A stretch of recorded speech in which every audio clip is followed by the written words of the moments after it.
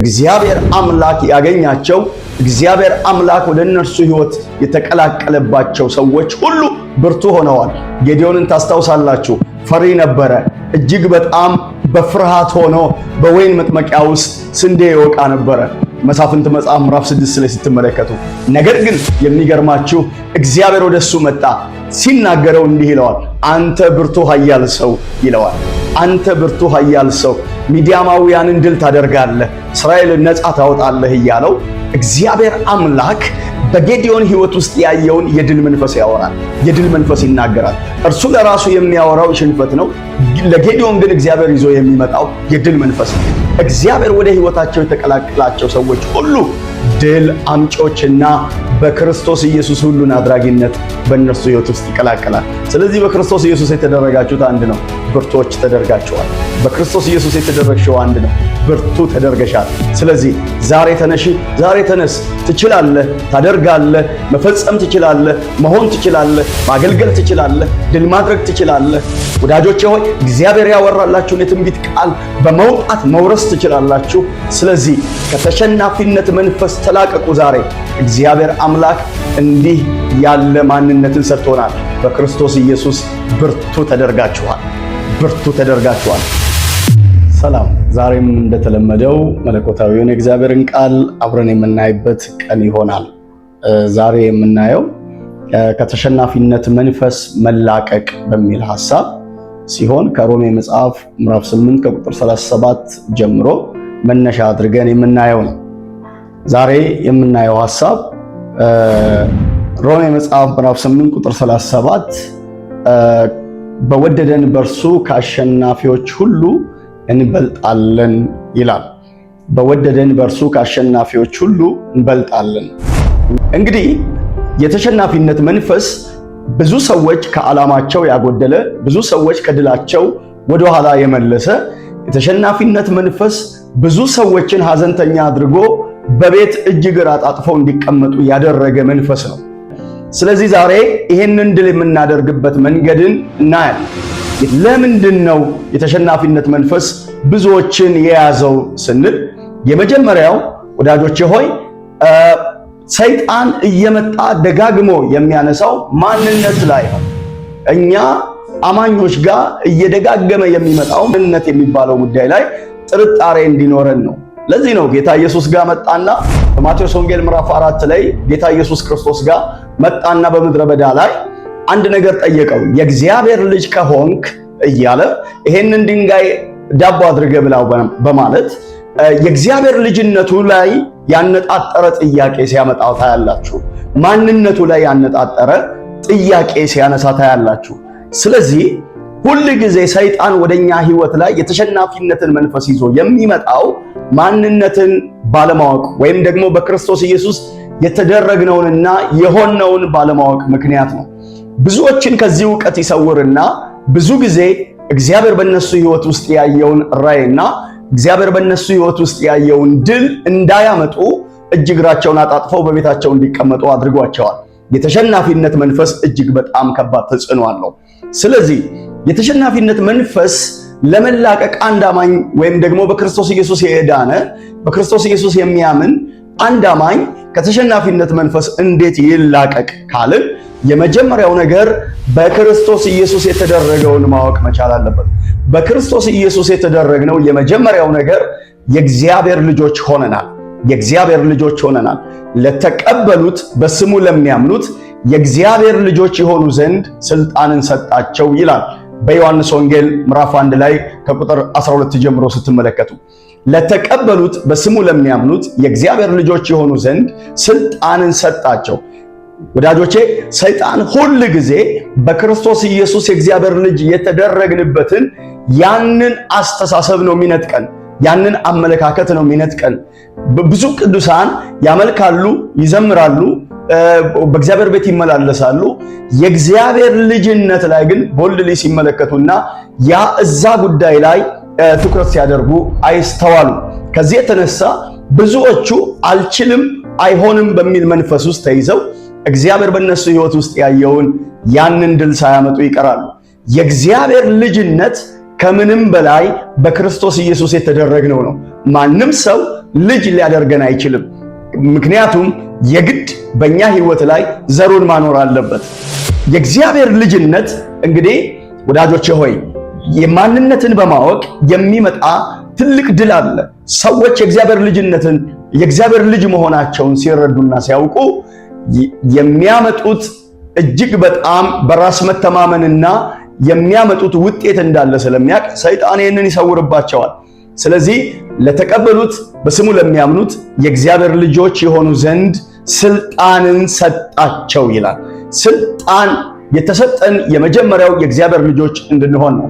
ታስታውሳላችሁ የእግዚአብሔር ቃል በኤፌሶን መጽሐፍ ላይ የእግዚአብሔር ልጆች ለመሆን ወሰነን፣ መረጠን የሚል ቃሎችን በመጠቀም ዓለም ሳይፈጠር በፊት በልጁ በክርስቶስ ኢየሱስ እንደተመረጥን ደግሞም የእግዚአብሔር ልጆች ለመሆን እንደተወሰንን በመንፈስ ቅዱስ ደግሞ ለእግዚአብሔር ልጅነት እንደታተምንና ስልጣን እንዳገኘን በኤፌሶን መጽሐፍ ምዕራፍ 2 ላይ በደንብ አድርገን እናገኛለን። ስለዚህ የእግዚአብሔር ልጅነትን በማወቅ የሚመጡ ከተሸናፊነት መንፈስ የምንላቀቅበት አንዱ መንገድ ነው። ስለዚህ አባ ብለን የምንጮህበትን የልጅነትን መንፈስ ሰጠን ይላል የእግዚአብሔር ቃል ሲናገር። አባ ብለን የምንጮህበትን የአባትነትና የልጅነት ግንኙነት መካከል ያለ በራስ መተማመን አለ፣ ያለ በአባት ላይ መመካት አለ፣ ያለ የአባት ረዳትነትን ማስተዋል አለ። እዛ ውስጥ ብዙ ሰዎች የእግዚአብሔር ልጅነትን ባለማስተዋላቸው ምክንያት ብዙ ሰዎች በተሸናፊነት መንፈስ ውስጥ ይመላለሳሉ። የእግዚአብሔር ልጅነት ከምንም በላይ የድላችን ምስጢር ነው። ሁለተኛው ደግሞ ወዳጆቼ ሆይ አዲስ ፍጥረት መሆናችንን ባለመረዳት ነው። አዲስ ፍጥረት መሆናችንን ባለመረዳት ነው። በሁለተኛ ቆሮንቶስ ምዕራፍ 5 ከቁጥር 17 ላይ ስትመለከቱ ማንም በክርስቶስ ኢየሱስ ቢሆን እሱ አዲስ ፍጥረት ነው ይላል። እሱ አዲስ ፍጥረት አሮጌው አልፏል ይላል።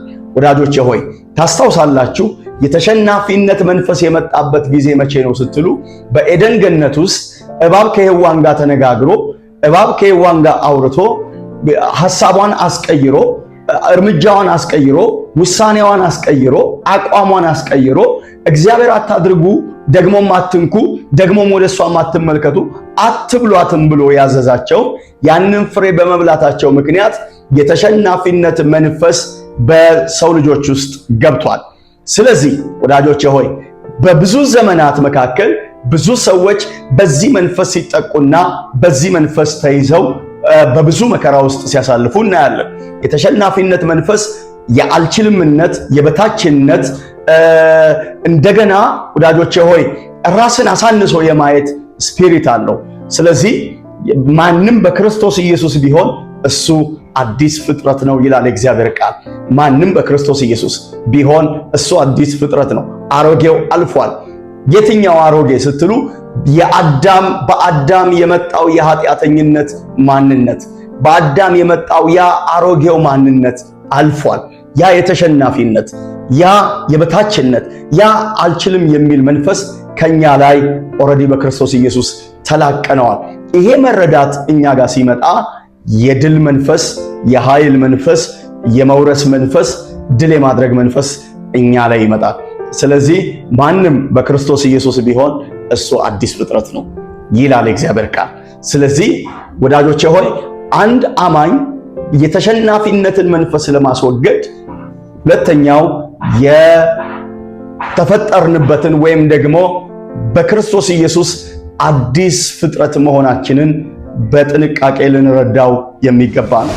በሶስተኛ ደረጃ የምናየው ከተሸናፊነት መንፈስ ለመላቀቅ ምን አይነት አመለካከትና ምን ማስተዋል አለብን የሚለውን ነገር ስንመለከት የእግዚአብሔር ቃል እንደሚለን ኃይልን በሚሰጠኝ በክርስቶስ ሁሉን እችላለሁ ይላል።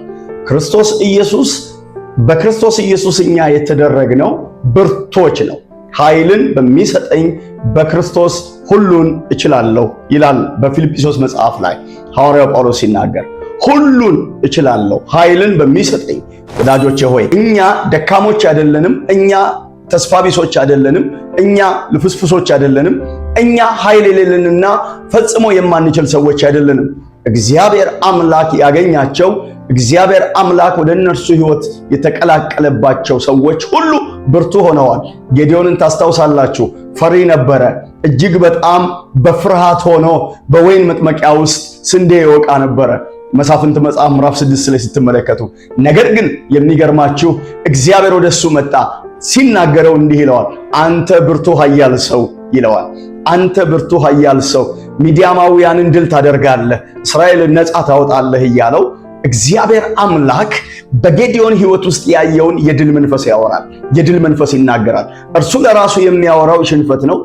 ለጌዲዮን ግን እግዚአብሔር ይዞ የሚመጣው የድል መንፈስ ነው።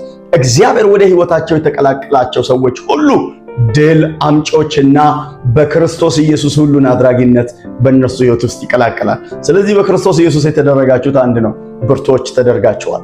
በክርስቶስ ኢየሱስ የተደረግሽው አንድ ነው፣ ብርቱ ተደርገሻል። ስለዚህ ዛሬ ተነሺ፣ ዛሬ ተነስ። ትችላለህ፣ ታደርጋለህ፣ መፈጸም ትችላለህ፣ መሆን ትችላለህ፣ ማገልገል ትችላለህ፣ ድል ማድረግ ትችላለህ። ወዳጆቼ ሆይ እግዚአብሔር ያወራላችሁን የትንቢት ቃል በመውጣት መውረስ ትችላላችሁ። ስለዚህ ከተሸናፊነት መንፈስ ተላቀቁ። ዛሬ እግዚአብሔር አምላክ እንዲህ ያለ ማንነትን ሰጥቶናል። በክርስቶስ ኢየሱስ ብርቱ ተደርጋችኋል፣ ብርቱ ተደርጋችኋል። ሌላኛው አራተኛው ወዳጆቼ ሆይ ከአሸናፊዎች ሁሉ በላይ አድርጎናል። ብርቱ ብቻ አይደለም፣ ከአሸናፊዎች ሁሉ በላይ አድርጎናል። ኃይልን በሚሰጠኝ በክርስቶስ ሁሉን እችላለሁ ይላል ሐዋርያው ጳውሎስ። ወረድ ስትሉ በሮሜ መጽሐፍ ግን መጽሐፋችን ላይ በሮሜ መጽሐፋችን ምዕራፍ 8 ከቁጥር 37 ደግሞ ስትመለከቱ እንዲህ ይላቸዋል በወደደን በእርሱ ከአሸናፊዎች ሁሉ እንበልጣለን። የተደረግነው በሮሜ መጽሐፍ እንደሚነግረን ከአሸናፊዎች ሁሉ እንበልጣለን። በተለይ ይህንን የግሪኩ መጽሐፍ ወዳጆቼ ሆይ በግሪኩ ትርጉም ላይ ስንመለከት የሚነግረን አንድ ነው። የግሪኩ ትርጉም ቀጥታ ስንተረጉመው ከሚጠበቀው በላይ የሆነ ድል ማለት ነው። ከሚጠበቀው በላይ የሆነ ድል እግዚአብሔር በእኛ ሕይወት ላይ የሰጠን ይሄ ነው።